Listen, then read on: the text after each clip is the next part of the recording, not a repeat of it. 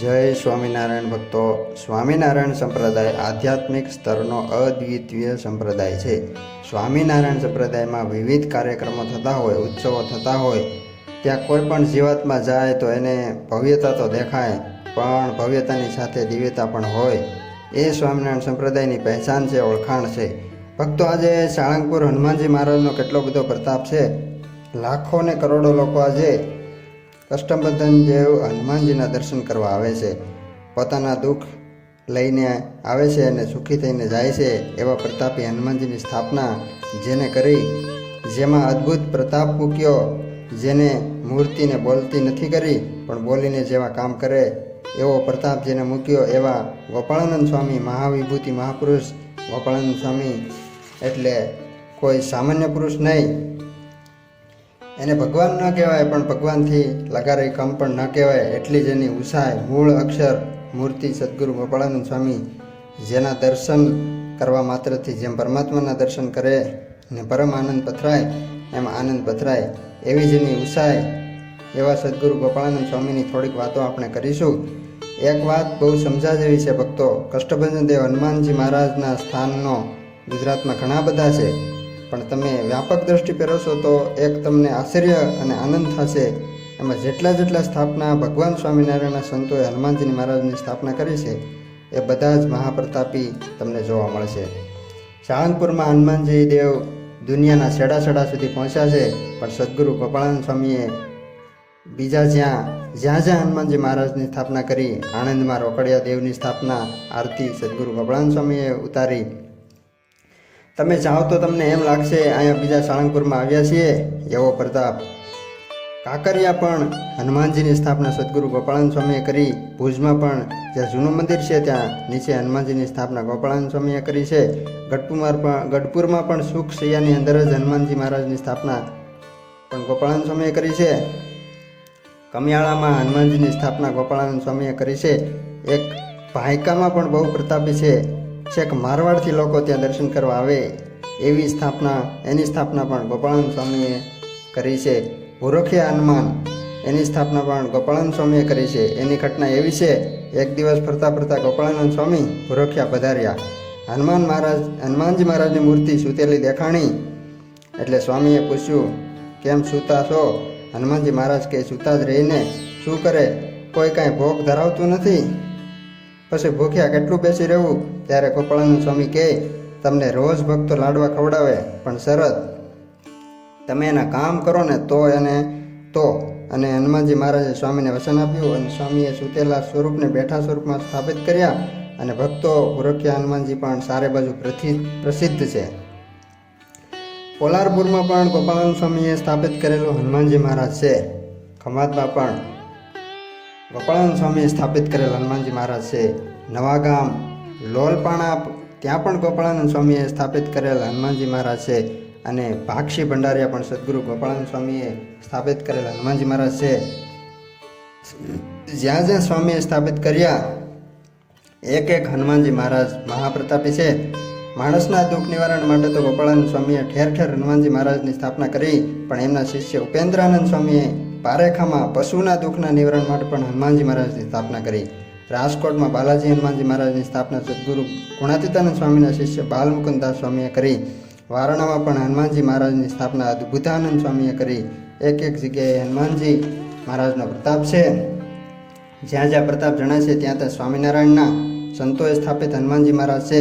બધી જગ્યાએ પ્રતાપ છે, પણ સાળંગપુર દેવ હનુમાનજી મહારાજની સ્થાપના વાઘા ખાચર વગેરેના આગ્રહથી કરી અને સ્વામીએ કષ્ટભંજન દેવ નામ આપ્યું અને ખૂબ પ્રતાપ મૂક્યો. કાનાકડિયાએ મૂર્તિ તૈયાર કરી, પણ એનો ખરડો ગોપાળાનંદ સ્વામીએ હાથે તૈયાર કર્યો અને એ પ્રમાણે મૂર્તિ તૈયાર કરીને સદગુરુ ગોપાળાનંદ સ્વામીએ પોતાના હાથે સંવંત 1905 આસોવદ પાંચમને દિવસે જ્યારે સ્થાપના કરી, 177 વર્ષ પહેલાં પણ સ્વામીએ શું અદ્ભુત પ્રતાપ મૂક્યો છે.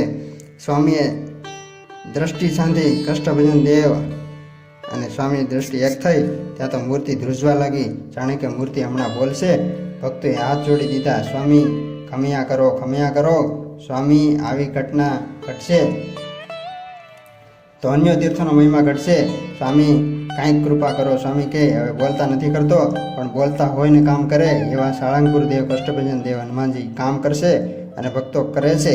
હજારો લાખો લોકો આવે, દુઃખ નિવારણ થાય. અદ્ભુત સ્વામીનો પ્રતાપ છે. આચાર્ય વિહારીલાલજી મહારાજે જ્યારે હરિલીલામૃત ગ્રંથની રચના કરી ત્યારે સ્વામીની ઉંચાઈના દર્શન કરાવ્યા છે. વિહારીલાલજી મહારાજે લખ્યું છે, સ્વામીએ અષ્ટાંગ યોગ સાધ્યો છે. સ્વામી ખૂબ મોટા વિદ્વાન સંત હતા, જેનો જોટો ન મળે. ગોપાળાનંદ સ્વામી બધા જ ગુણનો ખજાનો છે. માયા જેને બાદ ન પમાડી શકે એટલી સ્વામીની ઊંચાઈ છે.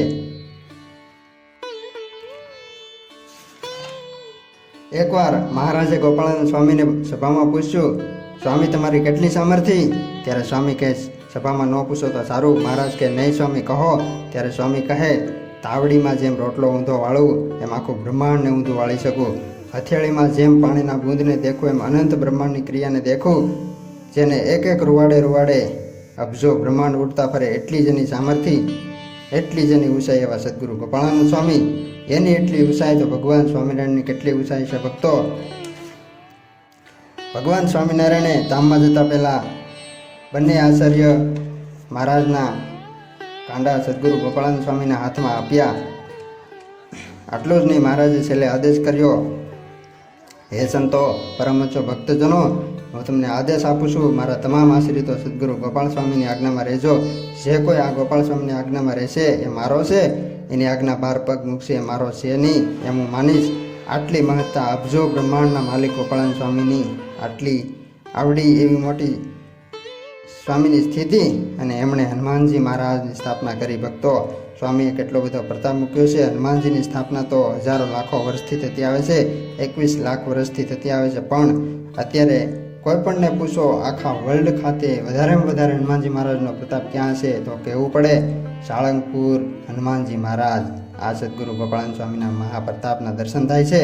એક અદ્ભુત સ્વામીનો પ્રસંગ છે. સુંદરણા ગામના 2 ભક્તો પૂજાસા અને વનાસા ગોપાળાનંદ સ્વામીના દર્શન કરવા માટે આવ્યા છે. ત્યારે સ્વામી કહે, તમે તો દરરોજ આવો છો, પણ તમારા બાપા હેમરાસા શેઠને લેતા આવો. ત્યારે બંને ભાઈઓ કહે, એ નહીં આવે, એ તો તમારા વિરોધી છે. ત્યારે સ્વામી કહે, એકવાર ગમે તેમ કરીને લઈ આવો. ત્યારે બંને ભાઈઓએ કહ્યું, કોઈ બીમાર પડે તો આવે. ત્યારે સ્વામી કહે, મારું નામ દેજો, હું બીમાર છું. અને બંને ભાઈઓએ હેમરાસાને કહ્યું, અમારા સ્વામી બીમાર પડ્યા છે તો આવો. ત્યારે હેમરાસા સ્વામી પાસે આવ્યા અને સ્વામીને કહ્યું, શું થયું? ત્યારે સ્વામી કહે, હાથની નાડી તપાસો. અને હેમરાસા શેઠે હાથની નાડી પકડી તો નાડી બંધ. બંને હાથની નાડી બંધ, પગની નાડી બંધ. અને સ્વામી વાતો કરે, બોલે. હેમરાસા તો સ્તબ્ધ થઈ ગયા. આ તો ભગવાન કૃષ્ણ સિવાય કોઈ ન કરી શકે. સ્વામી, આપ તો સ્વયં ભગવાન છો. ત્યારે સ્વામી કહે, મોઢા પર હાથ મૂકી દીધો. નહીં હેમરાસા, હું ભગવાનનો દાસ છું. મારી જેવા તો ભગવાન સ્વામિનારાયણ પાસે 500 પરમહંસો છે. હું તો એમનો દાસનો દાસ છું. આટલી જેની ઊંચાઈ ઈ ગોપાળાનંદ સ્વામી મૂળ અક્ષર મૂર્તિ છે. ભગવાન સ્વામિનારાયણ પાસે હજારો સાધુ હતા. કોઈને માટે ભગવાન સ્વામિનારાયણે કોઈ સંતને નથી કહ્યું કે 2 શબ્દો લખો, પણ સદગુરુ ગોપાળાનંદ સ્વામી માટે સદગુરુ નિષ્કળાનંદ સ્વામીને સ્પેશિયલ આદેશ આપ્યો, આજ્ઞા કરી કે તમે ગોપાળાનંદ સ્વામી માટે આખું એક પ્રકરણ ભક્ત ચિંતામણીમાં લખો. અને સદગુરુ ગોપાળાનંદ સ્વામીના ઊંચાઈના દર્શન સદગુરુ નિષ્કળાનંદ સ્વામીએ ભક્ત ચિંતામણીના 142માં પ્રકરણમાં ટાંકી છે. આ સ્વામીની ઊંચાઈ છે. અને સદગુરુ ગોપાળાનંદ સ્વામીએ જેમ સાળંગપુરમાં હનુમાનજીના પ્રતાપ મૂક્યો, એટલો જ પ્રતાપ બોટાદમાં ભગવાન સ્વામિનારાયણના શરણારવિંદની સ્થાપના બોટાદમાં કરી. અને જેમ હનુમાનજીમાં જેટલો પ્રતાપ મૂક્યો એટલો જ પ્રતાપ બોટાદમાં પધરાવેલ શરણારવિંદમાં ગોપાળાનંદ સ્વામીએ મૂક્યો અને સ્થાપના કરી. આજે જે કોઈ બોટાદમાં પધરાવેલ શરણારવિંદની માનતા કરે તેને અધૂરા કામ પૂરા થાય છે. એવી જેની ઊંચાઈ એ ગોપાળાનંદ સ્વામી. બીજો એક અદ્ભુત પ્રસંગ, ભગવાન સ્વામિનારાયણ સર માલકમ સાહેબ રાજકોટના, તેને મળીને જ્યારે રિટર્ન જતા હોય ત્યારે ગામની બહાર એક બોરડીની નીચે વિશ્રામો લઈને જ્યારે ઊભા થયા ત્યારે સ્વામીના માથે બાંધવાની પાઘમાં કાંટો ભરાયો. ત્યારે સ્વામીએ ઊંચો કરીને બોરડીને કહ્યું, હે બોરડી, તને ધિકાર છે. તારી નીચે અક્ષરધામના અધિપતિ આવીને બેઠા, મૂળ અક્ષર આવીને બેઠા, તોય તું તારા આ સ્વભાવને છોડી ન શકી. અને આટલા શબ્દો સાંભળતાની સાથે જ તે બોરડીને તમામ કાંટા ઢગલો થઈ ગયા. આજે તે બોરડીના દર્શન હજી પણ થાય છે. રાજકોટ ભૂપેન્દ્ર રોડ ઉપર સ્વામિનારાયણ મંદિર એ બોરડી ઊભી છે અને આજે પણ તેને એકેય કાંટો નથી. તે બોરડીને બારેમાસ બોર આવે છે. એ બોરડીના ઠળિયાને કોઈ વાવે તો એને કાંટા આવે છે. એ ગોપાળાનંદ સ્વામીના આટલી સામર્થ્ય છે, તો એને જેનું ભજન કર્યું એવા ભગવાન સ્વામિનારાયણમાં કેટલી સામર્થ્ય છે. માટે ભક્તો ભજન કરજો અને છેલ્લે અક્ષરધામમાં જવાય એવું કરી લેજો. જય સ્વામિનારાયણ.